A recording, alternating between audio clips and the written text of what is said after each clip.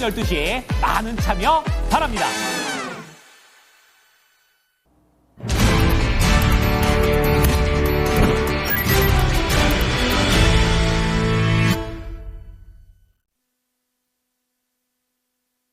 체크인스탁입니다. 두 분 모셨습니다. 알파경제 김중회사 토마토 투자클럽 김민준 전문가입니다. 안녕하세요. 안녕하십니까. 예, 오늘의 이슈 알아보겠습니다. 요즘 미증시 하시는 분들이 오히려 국내 증시로 돌아온다고 하죠. 그도 그럴 법한 것이 엔비디아, 테슬라 이런 종목군들이 요즘 너무 어렵습니다. 테슬라 간밤에 9%나 하락했습니다. 그래서 시가총액 1조 달러가 사라졌다. 이런 얘기들 나오고 있고요. 그 이유는 이 유럽에서 테슬라 자동차의 판매량이 급감했다. 45%나 줄어들었다라는 내용이 전해지고 있습니다. 거기에다가 영국에서는 중국의 전기차 업체 비아디에도 뒤처졌다라는 부분까지 알려지고 있는데요. 그렇다면은 테슬라 유럽 판매가 이렇게 저조했던 이유도 좀 궁금해지고요. 세부적으로 들여다볼게요. 김민우 전문가님 어떻게 된 내용인가요? 예상된 스토리였다고 저는 좀 판단하거든요. 최근에 네. 이제 서학개미 분들이 이제 테슬라랑 M7 종목을 많이 하다 보니까 질문들이 좀 있으셨어요. 미국 주식을 한 지가 꽤 됐는데 사실상 미국 주식의 주도력이나 지속성을 좀 생각했을 때 매 해마다 과열이라는 이야기가 계속 나옵니다. 근데 주가는 여러분들 월봉 기준으로 보게 되면 계속 올라갑니다, 사실. 이게 미국 증시의 좀 힘이라고는 봐야 될 것 같은데, 과연 그럼 테슬라에 좀 집중을 해봤을 때, 테슬라 자체가 정말 테슬라의 어떤 실적이나 건정성 자체로 올랐느냐? 이것은 다른 문제죠, 분명히. 물론 주식에 여러 가지 반등 요인이 있습니다. 실적도 있고, 모멘텀도 있고, 이슈도 있고, 여러 가지가 있지만, 테슬라는 지금 이슈로 좀 올랐고, 그 다음에 정치적인 모멘텀으로 올랐다고 봐도 좀 무방할 것 같고요. 그리고 주가 자체가 여러분들 488불까지 올랐습니다. 심지어 이때도 600불까지 목표가를 낸 데도 있었거든요. 그런데 지금 300불까지 지금 내려왔고요. 이 300불 언저리에서 그 의사타진을 하시는 몇 번 그 퀘스천 마크를 저한테 좀 던졌고 질문지도 던졌었는데 저는 300불도 좀 어렵다. 이렇게 판단을 했거든요. 기술적으로도 일단 그렇게 가리키고 있고. 그 다음에 아까 우리가 이제 테슬라가 주가 자체가 실적으로 오른 건 아니다. 이렇게 말씀드렸기 때문에 그러면 이제 실적 부분이 어땠는지 오늘의 이제 질문지가 나오게 되는 거죠. 우리 아까 박성재 앵커님 말씀하셨던 대로 테슬라의 문제일 뿐 전기차는 회복 국면. 저는 이렇게 적었습니다. 왜냐면 지금 보니까 유럽에서 지금 총 9,945대가 팔렸어요. 근데 전년 동기 45%가 감소됐고 특히 안 좋았던 부분이 이 독일 쪽에서 그때 이사님 한번 말씀하셨는데 좀 문제가 있었는지 독일하고 프랑스에서 안 좋았습니다. 이 부분은 약간 정치적 이슈가 조금 작용했지 않나 판단을 하고 있고 대중공개 자료로는 독일하고 프랑스에서도 이제 판매량이 감소한 이유는 보조금을 안 줬다. 이런 평들이 이제 대중공개 자료고 그리고 유럽의 전체적인 전기차 판매량을 보니까 오히려 올랐습니다. 37%나 올랐거든요. 그러면 테슬라의 자체 문제죠. 총 유럽에서 16만 6천 대가 팔렸기 때문에 지금 나가고 있는 화면에 이제 저런 영어 원문 기사들이 좀 나와 있었거든요. 그래서 저는 테슬라의 자체적인 문제라고 좀 보고 있고 지금 실적의 충격파 이런 부분들 그리고 이제 정치적 이슈에 따라서 뒤에 설명을 드리겠습니다만은 약간 좀 인기도 없어지고 비호감이 됐대요. 네, 약간 그렇죠. 그 표현이 정말 적합한 것 같습니다. 약간 비호감이 돼가지고 이러한 부분들이 조금 그 찬티 팬들이 떠나고 있는 테슬라의 모습이지 않나 이렇게 좀 정리를 해드리겠습니다. 네, 그 한 문장으로 모든 게 설명이 되는 것 같아요. 전기차는 괜찮고 테슬라만 안 좋았던 거다. 이렇게 설명을 해주셨는데 그러면 이번에 1월 테슬라의 판매량 데이터 김 이사님은 어떻게 해석하셨어요? 네, 일단 말씀해 주신 내용들 대부분 공감하고 두 가지 말씀만 더 드리자면 첫 번째로는 신제품이 준비되고 있지 않습니까? 네. 모델 Y 주니퍼가 대기하고 있기 때문에 그 대기 수요가 존재하고 있는 거겠죠. 누가 구형 사겠습니까? 이제 신형 나오면 신형 사야죠. 이제 그런 부분도 분명히 있을 거고 결정적인 거 결국은 일론 머스크의 구화라고 해야 될까요? 그러니까 결국 입에서 나온 모든 것들이 다 악재가 되고 있는 것인데 여기서 가장 중요한 포인트는 왜 이럴까? 이럴 걸 몰랐을까라는 게 더 핵심 포인트인 거죠. 그런데 이 독일은 잘 살펴보셔야 됩니다. 거기에 뭐가 있을까? 기가 베를린이 있거든요. 근데 기가 베를린에 작년에 어떤 사태들이 있었죠? 사람들이 다 금요일하고 월요일 날 휴가를 쓰면서 기가베를린 돌아가지 않는 일이 있었죠. 그러니까 지금 머스크가 AFD를 지지하는 발언을 하는 것을 저 사람이 정말 뭔가 정신이 이상해서 하는 거라고 생각하시면 안 됩니다. 철저한 계산해야 하는 것으로 저는 생각하고요. 그 철저한 계산은 뭐 했느냐. 독일 같은 국가의 노동이 정말 제대로 돌아가고 있는가. 저렇게 자유롭게 휴가를 가고 생산을 해내지 못하는, 그러니까 공장 4개 있잖아요. 테슬라 공장 4개. 미국에 2개 있고 중국에 하나 있고, 당연히 상하이가 가장 압도적인 품질과 생산력으로 나오고 있고 미국도 꽤 좋은 생산력으로 나오고 있는데 독일은 원래 한 100만 대 이상 만들 수 있는 걸 40만 대밖에 못 만든다는 거죠. 그러니까 테슬라 입장에서는 저러한 노동자들과 저러한 노동법은 안 되는 겁니다. 그러니까 AFD라는 게 독일의 이 지금 대한당, 구구, 네, 가장 표 구구로 많이 취급되는. 받은. 네. 그러면 그들을 이렇게 자극해서 이 당으로 만들면 뭐가 바뀔까? 법안을 추진할 수 있는 거죠. 독일 노동법에 대한 법안 추진. 그래서 기가베를린의 생산력을 좀 올리려는 그런 계산이라고 보고 있고, 일시적으로 판매량 떨어지는 거 뭐 그런 거 생각할 일론 머스크가 아니죠. 그래서 지금 현재 구간에서 미국과 유럽에 모두 전기차가 늘었는데 테슬라가 안 되는 건 저렇게 일론 머스크가 여기저기 설화를 내고 다니면서 당연히 테슬라를 가장 많이 사줬던, 차를 많이 샀던 사람들도 서부 캘리포니아에 있지 않았겠습니까? 대표적인 민주당 지역에서 저렇게 이제 공화당과 붙어서 다니는데 당연히 판매량이 미국에서도 별로 좋을 수가 없는 거고, 독일에서는 뭐 구구를 지지하고 다니니까 당연히 더 떨어지는 건데, 단기간에 그 떨어지는 물량을 지금 일론 머스크가 고민하고 있을까? 좀 그렇지 않을 거라고 봅니다. 그래서 이런 어떤 정치적 행보에 따른 양상이라서 주가의 변동성은 뭐 당연히 더 커지겠죠. 그 다음에 생각해보면 200달러에서 400달러까지 갑자기 올라간 것 자체가 제가 보기엔 더 문제인 거죠. 그래서 어떻게 보면 제자리로 가고 있는 거라고 봐야 될 것 같고요. 판매량은 뭐 시간이 가면 다시 늘어날 그런 개연성이 있으니까 그동안 뭐 테슬라 사고 싶었는데 너무 비싸서 못 사신 분들에게는 뭐 추가 하락하면 기회가 될 거라고 보고 있고, 보유하신 분들은 변동성에 잘 대응하시는 것이 좋지 않을까 이렇게 보고 있습니다. 네, 그래서 여러 가지 배경에 대해서 또 김 이사님은 짚어주셨네요. 신차 모멘텀이 좀 부족하다. 그래서 따라서 이연수요 지금 좀 대기하고 있는 것이기 때문에 일시적으로 이런 부분도 우리가 감안해 볼 수 있지만은 유럽 내부적인 상황까지 또 같이 좀 설명을 드렸습니다. 지금 AFD에 대해서 제가 한 가지 내용 수정드려야 될 것 같은데, 두 번째로 표 많이 받은 정당입니다. 첫 번째는 아니고요. 그래서 또 테슬라가 이 정당을 지지하는 그런 속내까지도 알아볼 수 있는 그런 내용이었는데요. 그렇다면은 이 부분이 우리 2차 전지에는 또 어떤 영향을 미치게 될 것인가? 전기차 캐즘 하는데 캐즘을 일환으로 봐야 될지, 아니면 이제 이 부분은 서서히 벗어나는데 전기차 판매는 괜찮은데 테슬라에 국한해서 좀 봐야 될지, 김민우 전문가님은 답을 좀 먼저 주신 것 같아요. 그렇죠?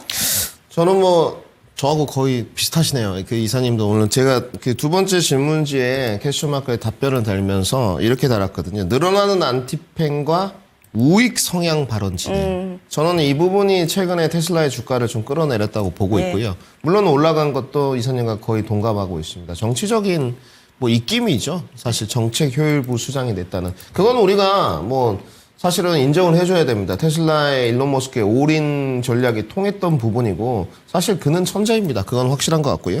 단지 이 전기차의 둔화가, 앵커님 질문에 답변을 드리자면 과연 우리 국내 시장이 어떨 것이고, 좀 글로벌 시장으로 봤을 때 거시적인 관점에서 중장기 관점에서는 과연 어떨 것이냐, 이렇게 테슬라가 급감하고 있는데 판매량이 저는 오히려 득이 된다고 보고 있습니다. 그러니까 이거는 테슬라의 문제일 뿐이지 결국은 경기 둔화나 어떤 전기차도 지금 아닌 머스크의 문제일 뿐이지, 그래서 테슬라의 주가가 내려간 것이지, 유럽의 판매가 늘어났던 부분은 여러 가지 지엽적인 요소가 있어요. 제가 좀 정리를 해봤지만 그건 조금 이따 말씀드리고, 가장 중요한 것은 어찌됐건 경기 둔화로 간다는 것은 단편적으로 소비가 조금 줄어들 수는 있죠. 그래서 제가 주장하는 이론인데, 2차 전지에 과연 경기 둔화가 결국은 중장기 관점에 봤을 때 금리 인하로 이어질 수밖에 없는 게거든요. 그래서 미국 시장에서도 지금 어떤 이야기가 나왔느냐, 올해 어찌됐건 50bp는 내리겠다.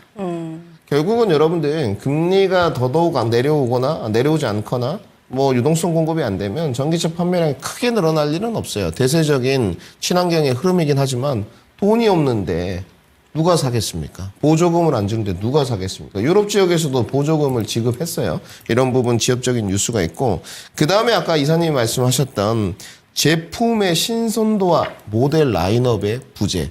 저도 이 그 멘트를 써왔는데 일단 테슬라의 모델이 보게 되면 S, X, 3, Y 이렇게 있어요. 이거 외에도 조금 더 있습니다.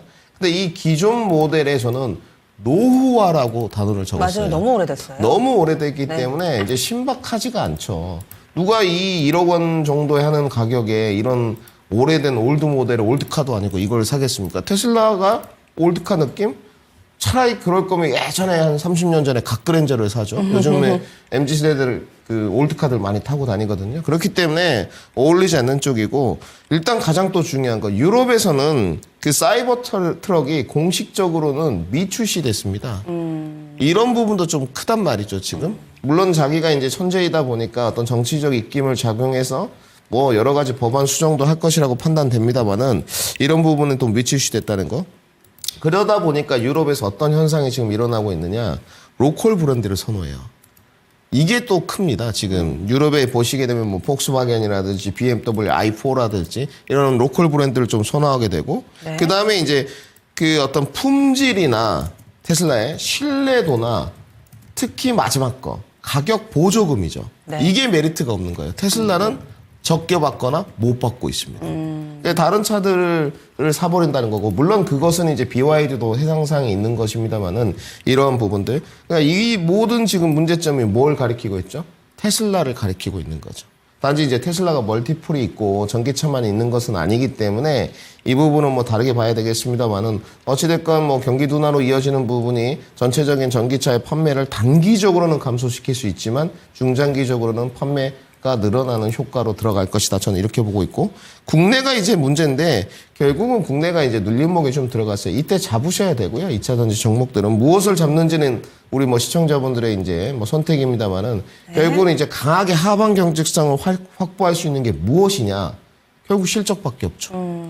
이제 실적들이 계속 나오고 있는데 실적들이 좋아질 거야? 이런 기대감을 받은 종목도 있는데 안 좋아지면 더 내려가는 것이고 근데 이제 실적을 뚜껑 열어봤는데 여기는 좋았네? 뭐지? 이렇게 되는 기업들은 하방 경직성이 강하게 만들어질 겁니다. 그래서 실적이 이제 편제가 그래도 중요하다는 부분. 그 다음에 이제 실적이 조금 안 좋은데 기대감으로 가는 종목들은 결국은 저점 매수를 해야 된다는 거죠. 언제든지 리바운드가 나올 수 있는 자리이기 때문에 저점 매수를 해야 되는 거고 투자 관점과 이 2차 전지 부분은 완벽하게 선별화를 진행해야 된다까지 정리해드리겠습니다. 네, 그럼 김 이사님 의견은요? 네, 일단 뭐 제가 생각하는 핵심은 2차 전지가 주가가 하락한 것은 너무 빨리 올라서이기도 하고 성장을 너무 빠르게 봐서이기도 하죠. 그다음에 이제 이들이 시설 투자를 늘리는 과정에서 여러 가지 가격 하락이 나타날 만한 금속 가격 하락이라고 하는 재고자산 평가 손실이라고 하는 이런 회계적인 요인들이 복합적으로 작용하면서 주가가 빠졌다라고 봐야 되는데 금속 가격의 추가 하락은 제한적인 것으로 보이고 전기차야 뭐 빠르게 늘어나기는 어렵습니다. 뭐 지금 대중 전기차들, 그러니까 3만 유로, 그다음에 뭐 3만 달러 정도 이하의 그런 대중 전기차들이 늘고 있기는 하지만 그렇다고 하더라도 전기차가 갑자기 뭐 내연기관차 하이브리드를 이기고 쭉 올라가기는 어렵다라는 측면에서 보면 전기차 기대는 여전히 좀 낮춰보지만 그래도 최악은 지나지 않았는가에 대해서는 저는 뭐 100% 공감하고요. 또 하나 최근에 뭐 로봇이라든지 ESS라든지 그 전기차를 제외한 대외 수요들이 계속 나오고 있단 말이에요. 네. 그러면 배터리의 가장 큰 핵심은 뭡니까? 많이 써주면 되는 거거든요. 그래서 뭐 지금 LG엔솔 같은 경우도 미국에서 LFP 생산하겠다. 다만 아직 그 LFP에 관련된 양극재를 전부 중국에서 수입해야 되는 게 문제긴 하지만 어쨌든 그럼에도 불구하고 이런 다른 방향을 계속 시도하면서 뭔가 변화를 시도하고 있고 그다음에 뭐 전기차 말씀드렸지만 성장을 안 한 적이 없다. 성장의 속도를 못 맞춘 거지 계속 성장은 하고 있거든요. 그다음에 이제 금속 가격의 하락도 뭐 추가적인 하락은 제한적이라는 관점에서 본다면 저는 뭐 대표주 중심으로 분할 매수 관점에서 모아나가야 될 때라고 보고 있습니다. 다만 이건 신규 매수입니다. 네. 기존에 이제 보유하고 있고 이미 손실이 많이 나서 어쩌지도 못하고 있는 상황에서 뭐 소위 이제 물타기 한번 해보겠다고 저점에서 잘못 사시면 만약에 이제 추가적으로 하락했을 때는 더 대안이 없다는 거죠. 그러니까 이미 보유하고 계신 분들은 기다릴 수밖에 없는 것이고 신규 매수 관점에서는 뭐 작년부터 계속 반복드리고 있는데 거의 저점 부근이니까 분할 매수의 시작점은 맞다. 근데 그건 철저하게 신규 매수 관점에서 가능하다. 전 그렇게 보고 있습니다. 네, 두 분 나란히 전기차 시장은 조금씩이라도 좀 나아지고 있고 지금 현재 이런 급감이라는 단어는 테슬라에 국한하는 거다라고 의견이 모아지는데 그러면 여기서 조금 더 들어가서 좀 전에 김민주 전문가님이 로컬 브랜드에 대한 선호도 있고 유럽에서는 판매가 좀 양호하게 이루어지고 있다라고 말씀을 해주셨는데 이 현대차도 유럽에서 1월 이 판매량을 보니까 좀 줄었어요. 그리고 테슬라는 많이 줄었고 자동차 메이커별로 제가 데이터를 뽑아보지는 못했는데 중국이 좀 많이 는 것 같습니다. 그러면은 이 전기차, 배터리에 있어서도 중국 업체와 협업하는 쪽을 좀 이렇게 소팅을 해서 그쪽 위주로 좀 봐야 되나. 테슬라가 급감한다? 테슬라가 좀 비호감 이미지? 그럼 테슬라와의 협업을 하는 업체는 약간은 좀 보수적으로 봐야 되나? 이렇게 완성차 메이커들에 따라서 2차전지 전략을 좀 다르게 가져가야 되는지 2차전지 종목별로 어떻게 전략을 세워야 될까요? 그러니까 이게 어떤 연동 관계나 커플링 관계로 예전에는 많이 메꿔졌죠. 뭐 테슬라가 움직이면 테슬라 향들. 맞아요. 이런 네, 그런 게 종목들이 있었죠. 막 좀 가고 이제 뭐 시장에서 만들어낸 용어죠. 테슬라의 밸류체인, 테슬라의 향. 뭐 분명 납품처도 있습니다만은 이것이 사실상 그 원하는 생각대로 가지 않고 그들이 그냥 생각했던 것이 바램으로 됐다면 좋겠다 이런 거죠. 그래서 대표적인 종목으로 그때 뭐 2차 전지의 배터리 부분은 아닙니다만은 삼성전기 예시를 들었었고요. 삼성전기의 테슬라 공급 계약은 1조입니다. 여러분들 1조 넘어가는 기업이 여러분들 뭐 2차 전지의 배터리 기업들 말고는 없습니다. 이런 부분 좀 참고하시고 단지 이제 질문에 답변을 드리자면 네. 그 로컬 브랜드 선호도 강화 현상은 계속적으로 좀 일어난다고 보여지고 있고요. 그래서 이 보조금에 약간 차이를 두는 것 같아요. 뭐 자국의 어떤 뭐 보호주의라고 좀 보시면 될 것 같고 그다음에 중국은 이렇게 봐야 됩니다. BYD 쪽은 테슬라와의 경쟁 구도에서 앞서가고 있다. 이렇게 봐야 되고 그다음에 2차 전지 시장에 2년 동안 발작 버튼이 하나 있었습니다. LFP. 요즘은 이 부분에 대해서 용어 자체를 받아들이는 게 굉장히 유순해졌어요. LFP 이야기만 하면 예전에는 중국 앞잡이가 됐었어요. 지금은 테슬라 차도 LFP 쓰잖아요. 쓴 지 한참 됐어요. 네. 그러니까 이게 시장에 와전된 정보인 것이 경제방송들도 많이 이게 약간 거듭나야 되겠죠. 상당히 오래될 거예요, 여러분들. 결국은 이 부분이 LFP가 중국으로 대변되는 것이 아니고 각 기업의 지금 선호도 현상과 경쟁력 부분이라는 것이죠. 이 LFP가 없으면 안 되겠다. 이것이 리사이클링도 안 되고 뭣도 안 되고 다 알고 있으나 지금의 소비자의 니즈가 강력하다는 것이죠. 지금 그렇게 보시면 될 것 같고 저도 이사님 말씀에 아까 공감을 하는 게 전기차가 바닥이에요. 네. 저는 너무 좋았던 게 중간에 꼭 한번 끼어들고 싶었던 게 네. 아까 이사님이 말씀하셨던 우리 시청자분들 신규 매수 관점은 좀 버티거나 분할 매수를 해도 돼요.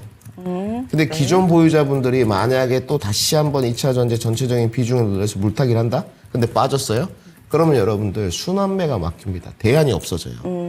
올해 증시가 그래도 좀 좋은 쪽인데 돈이 없어서 꽉 막힌단 말입니다. 아마 이사님의 속내에 그런 게 있으셨을 네네네. 거예요. 저도 그런 경험치가 있고 이거는 상당히 그 시사하는 바가 큰 내용이에요. 그래서 신규 접근에 가시는 어떤 그 유저들의 몫이고 그러면 여기서 신규 접근해 가는 유저들은 뭡니까? 내가 기존 2차 전지 종목에 있는데 뭐 조금 매매를 하신다든지 이렇게 진행이 돼야 되는 거고 그리고 저는 밸류체인을 어떻게 지금 짜고 있냐면 아직 양극재단이나 수직 계열화가 계속 성장해 나가고 있지만 멀었습니다.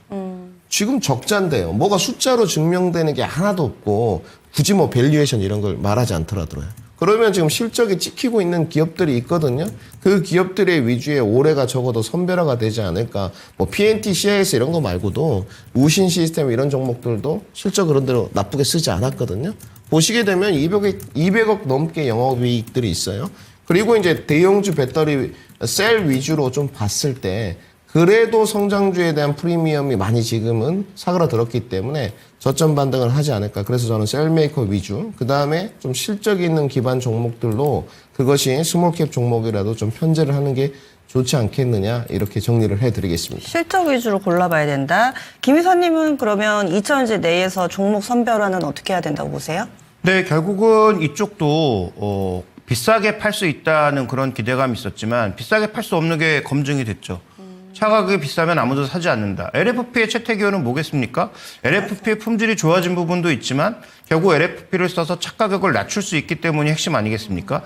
중국이 싸게 나오는 건 말고요. 그 뭐 중국은 중국 나름대로의 뭐 요인과 뭐 정부 보조금 뭐 이런 것들이 있으니까 싸게 나오는 거지만 중국 외의 회사들이 자동차, 전기차를 만들 때도 NCM이 더 좋죠. 당연히 뭐 더 좋은데 NCM은 아무래도 LFP 대비해서 가격이 높으니까 차 가격을 낮추려면 지금 그 테슬라 말고 전기차에서 이익 내는 회사가 없는데 배터리 가격도 낮춰서 준다? 이건 있을 수 없는 일이거든요. 그러면 뭐 이걸 뭐 배터리만 리스트로 돌리든지 어떤 뭐 다양한 금융적 방법이 있겠습니다만 그 이전에 차 가격을 낮추기 위해서는 LFP의 채택률도 올라갈 수밖에 없는 거죠. 그 다음에 지금 ESS에서는 LFP의 채택률이 압도적으로 높고요. 그럼 국내 회사들도 다 LFP 할 수밖에 없을 거예요. 그래서 그런 측면에서 봤을 때 LFP와 관련된 이런 전체적인 투자를 계속 이어나갈 만한 대형주밖에 답이 없다. 그래서 뭐 중소형주는 뭐 제가 공부도 안 돼 있고 잘 몰라서 중소형주는 말씀드릴 수가 없고요. 대형주 위주로는 지금 뭐 업계 1위를 차지하고 있는 LG엔솔을 포함해서 뭐 에코프로비엠이라든지 이런 업체들에게 기회가 과연 없을까? 저는 뭐 기회가 있을 거라고 봅니다. 그런 차원에서 아까도 언급드렸지만 신규 매수 관점에서 모아나가는 건 나쁘지 않고요. 개별 종목을 선택하는 게 너무 힘들다라고 생각하시면 저는 뭐 ETF 같은 것들을 좀 분할 매수하시는 것도 방법이 아닌가 이렇게 보고 있습니다. 예, 알겠습니다. 테슬라의 급락이지만은 우리 2차전지와 관련해서는 조금은 선을 그어서 보셔도 좋을 것 같습니다. 두 분의 의견 이슈를 통해서 들어봤고요. 다음 리포트 넘어가겠습니다. 다음 준비되어 있는 리포트 3가지입니다. 오늘 장 첫 번째로는요. 하나증권의 내러티브에서 실적으로, 다음은 KB고요. 반도체, 소재, 장비, 메모리 가격 상승 지수. 대신증권에서는 셀트리온 리포트 내놨습니다. 간략하게 하나씩 볼까요, 김 이사님? 네, 일단 반도체 소재 장비 쪽에서 핵심 포인트는 네. 일단 메모리 가격이 올라가고 있다는 거죠. 여러 번 뭐 이 시간에 말씀드렸지만 중국 쪽의 춘제 소비로 IT 세트가 대거 소진되면서 다시 디램, 레거시 디램 쪽에 수요가 올라가면서 가격이 조금씩 스팟 가격입니다. 계약 가격 아니고 이게 스팟 가격이 회복되니까 결국 이런 스팟 가격의 회복으로 인해서 다른 쪽도 가격 올라가네라고 사기 시작하면 결국은 가격은 계속 올라갈 수 있는 거고 계약 가격도 올라갈 수가 있겠죠. 실적의 변화폭을 가져갈 수 있기 때문에 이런 부분 주목해 볼 필요가 있겠고, 그러면 이 연동해서 뭐 솔브레인처럼 실적에 좀 민감하게 움직일 수 있는 종목군들을 주목해 보자라는 리포트고요. 그다음에 이제 두 번째 리포트는 셀트리온입니다. 실적 발표했죠. 주가가 그동안 왜 안 올랐는지를 실적이 얘기해 줬습니다. 예상치를 좀 하회하는 실적, 실망스러운 실적을 발표하면서 그동안 다른 제약바이오 중에서 좀 똘똘한 종목군들은 꽤 많이 움직였는데 셀트리온은 왜 이렇게 답답했나를 뭐 보여줬다라고 봐야 되고요. 다만 오늘 나온 리포트들의 전체적인 맥락은 4분기 실망, 올해는 기대. 그런데 이거 작년에도 아마 기억 되돌려 보시면 똑같은 거 아니겠어요? 작년에도 실적은 실망, 올해는 기대. 뭐 이런 게 계속 반복되고 있는데 미국 쪽에서 지금 램시마 SC의 추가적인 확장 당연히 필요해 보이고 유럽 쪽에서는 신규 품목의 확대 이런 것들이 필요해 보이죠. 그래서 일단 상반기 내에 셀트리온은 실적이 올라가고 있다라는 것을 스스로 검증해내지 못하면 아마도 이 장기 박스권을 계속 유지할 수밖에 없는 상황이고요. 그다음에 이제 서정진 회장이 적극적으로 이제 회사에 다시 관여하기 시작하면서 지금 그 CDMO 쪽으로도 적극적인 진출을 얘기하고 있는 상황이잖아요.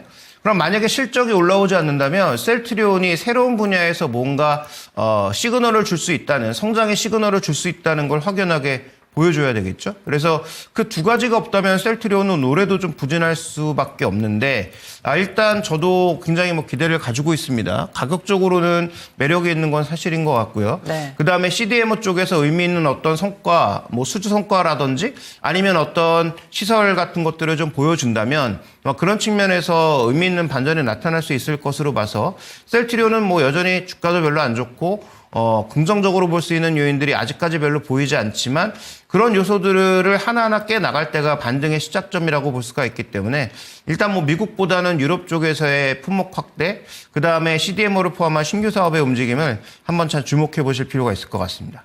뭐 여기저기서 뭐 알테오젠 급등할 때도 삼성바이오로직스 100만 원 넘고 뭐 시가총액 잠깐이지만 뭐 3위 갔다가 왔다가 할 때도 셀트리온 정말 왜 이렇게 조용하지 이런 생각했는데 저도 방송 끝나고 이 레포트 한 번 더 읽어보도록 하겠습니다.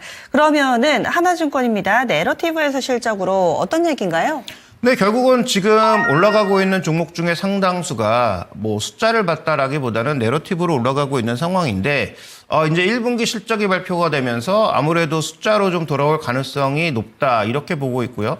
이 리포트의 결론은 그래서 단기적으로 보면 1분기 실적 발표되는 구간에서는 단기적으로 좀 더 가치주 이런 성격의 종목군들이 좋아 보인다 이런 얘기입니다. 근데 이 리포트에서 몇 가지 저는 좀 생각을 달리하는 부분이 있는데 뭐 여러분들도 한번 고민해 보실 필요가 있을 것 같아서 말씀을 드리는 거예요. 자, 지금 첫 번째 보시는 그림은 이익 추정치입니다. 이게 하향되고 있다는 얘기죠. 이게 누가 잘못한 겁니까? 추정한 사람이 잘못한 거예요. 지금 우리가 잘못 본 게 아니고 추정한 사람들이 잘못 봐서 계속 낮추고 있는 겁니다. 네. 그러면 그게 잘못됐다는 게 아닙니다. 추정 잘못할 수 있죠. 여러 가지 변인들이 계속 바뀌니까. 그러면 지금 떨어지고 있는 게 이게 계속 떨어질 건가? 아니면 어느 정도 바닥을 치고 터닝할 건가가 핵심 포인트인데 1분기 실적이 정말로 나쁠까에 대해서는 한번 고민이 좀 필요하다. 그래서 지금 실적이 하향하고 있으니까 방어적 전략을 써야 되는지에 있어서는 좀 고민이 필요한 부분이고요. 다음 이제 준비된 그림 하나 또 보여주시죠. 예. 자, 이제 두 번째 그림을 살펴보시면 공매도가 이제 3월 말부터 재개되는데 과거에 이제 공매도가 재개됐을 때 대만 IT와 우리나라 IT가 약간 롱숏으로 엇갈리는 모습을 보였다는 거죠. 그러니까 우리를 숏, 대만을 롱했던 모습을 지금까지 보여줬다는 건데 올해 과연 그럴까요? 자, TSMC가 어떻게 보면 엔비디아와 더 맞물려 돌아가고 있는 기업입니다. 근데 엔비디아가 흔들려요? 그런데 TSMC를 산다? 이게 좀 말도 안 되는 얘기 아닙니까? 그래서 과거에는 그랬지만 이번에 정말로 공매도가 재개되면 이번에도 우리나라 IT를 숏하고 TSMC를 살까? 저는 아닐 가능성이 굉장히 높지 않나 이렇게 좀 보고 있습니다. 그래서 이 부분도 한번 확인이 필요한 부분이고요. 다음 이제 준비된 그림 하나 더 보여주시죠. 자, 마지막 그림 살펴보면 이 그림은 뭐냐 하면 연기금의 매수 강도가 줄고 있다. 그 다음에 이 연기금 매수 강도가 늘어날 때와 줄어들 때 그 스타일을 봤더니 연기금이 매수를 강하게 할 때는 고성장주. 그 다음에 매수 탄력이 둔화되면서 지수 탄력이 둔화되면 가치주. 그래서 이제 가치주라는 건데 한번 조사해 보십시오. 이번에 연기금이 뭘 샀을까? 정말로 가치주 이런 것들 샀을까? 생각보다 삼성전자 같은 종목을 사면서 이게 가치주도 아니고 성장주도 아닌 그런 묘한 종목군들을 많이 샀거든요. 그 다음에 지수 관련주 많이 샀거든요.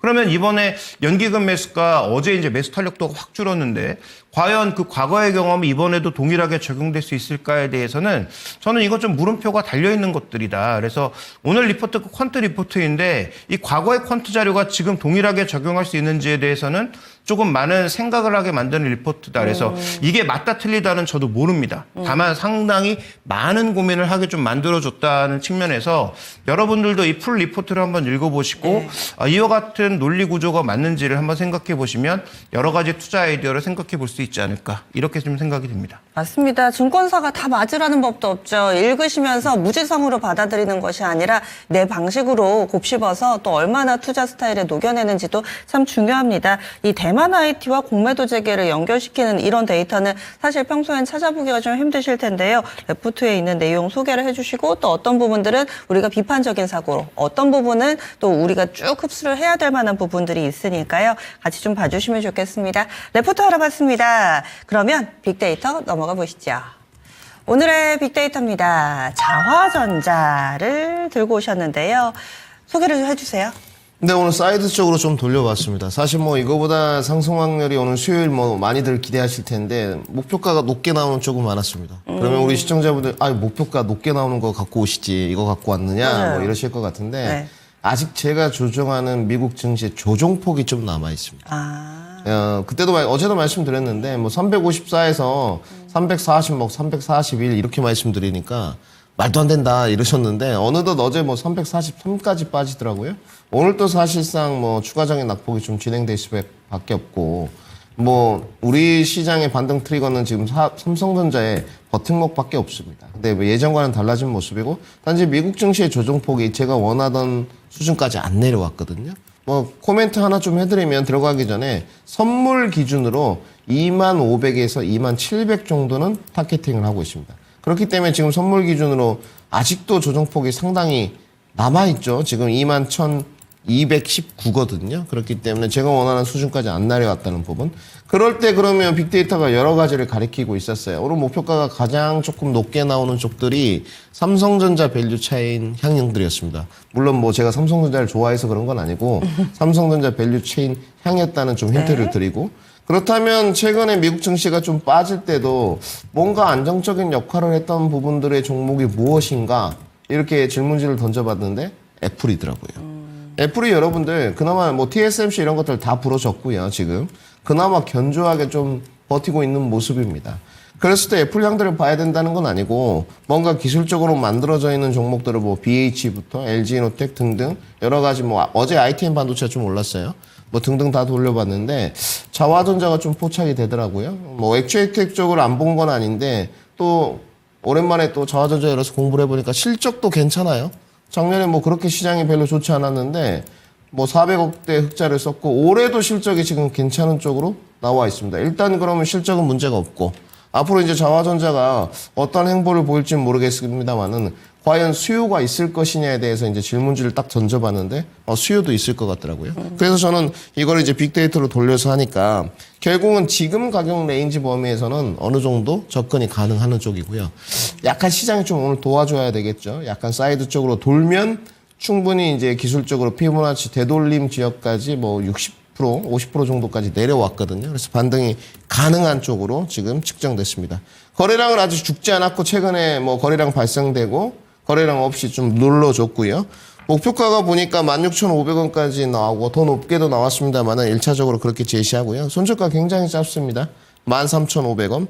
목표가 도달 확률은 뭐 62%까지 좀 나왔다는 부분. 상승 확률은 58%. 기대 수익률은 보니까 약 15%에서 19%까지는 좀 나오고 있더라고요. 그래서 이 오늘 가격 구간을 조금 잘 잡아보신다면 그래도 뭐 큰 비중은 아니겠습니다만 어느 정도 해치 전략은 좀 되지 않을까. 오늘 또 제가 판단했을 때는 삼성전자 향해 반도체 종목들 눌림목 반등, 해치 종목들로 좀 위주로 돌아가지 않을까 이렇게 판단하고 있습니다. 자화전자 오늘은 그래서 한번 들고 와봤다 정리해드리겠습니다. 네.